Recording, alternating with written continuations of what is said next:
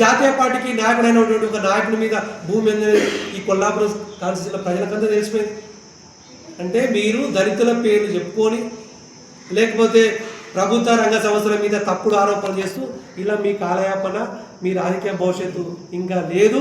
కొల్లాపు ప్రజలు మీకు తీర్పు ఇవ్వడం జరిగింది. మా నాయకుడు ప్రజలకు ఏం చేయాలి, వరి ఎట్లా కొనుగోలు చేయాలి, ఎక్కడెక్కడ మార్కెట్ పెట్టాలి, మొక్కజొన్న ఎప్పుడు మార్కెట్ చేయాలి, 1000 మొక్కలను ఈరోజు కొనుగోలు చేసి గోదాములు ఉన్నాయి. ఒకసారి వెళ్ళి చూడండి. కళ్ళకి ఏమైనా గుడ్డలు కట్టుకోలే కదా మీరు వెళ్ళే క్రమేపులో హైదరాబాద్ వెళ్ళే క్రమేపులో మీరు వెళ్తూ మార్కెట్ యార్డ్ ఇక్కడనే పక్కనే ఉంది, అక్కడికి వెళ్ళి చూడండి.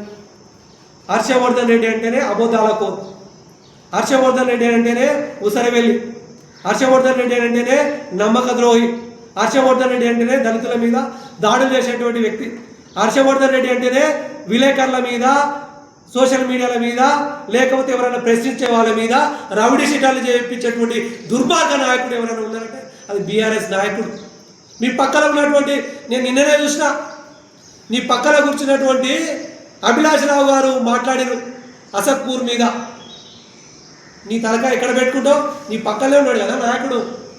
మాట్లాడినప్పుడు మార్కెట్లో అమ్మనిక చూసిరు, కడప నాయకుడు వచ్చిండు మాట్లాడారు అని ఇదే ఆర్ఎన్బి ఇప్పుడున్నటువంటి ఆర్డీఓ ఆఫీస్లో ప్రెస్ మీట్ పెట్టి మాట్లాడినప్పుడు ఈ పక్కన ఉన్నటువంటి అభిలాష్ రావు ఉన్నారు కదా, మరి ఆయన తెలియదా ఎట్లా తలకాయ పెట్టుకొని ఆయన పక్కన కూర్చుంటారు? అస్పత్పూర్ భూముల మీద మాట్లాడు. నిజంగా మంత్రి గారికి చిత్తశుద్ధి ఉంది కాబట్టి ఈరోజు 1000 కోట్ల రూపాయలు కొల్లాపూర్ కాన్స్టిట్యూన్సీ తీసుకొచ్చి ప్రజల అభివృద్ధి చేయడానికి తన జీవితకాలం ప్రయత్నం చేస్తున్నాడు. అందుకే ప్రజలు 6-7 సార్లు ఆయన పట్టం కట్టడం జరిగింది. నీలాంటి చిల్లర మాటలు మానుకోవాలని హర్షవర్ధన్ రెడ్డి గారికి సూచిస్తాను.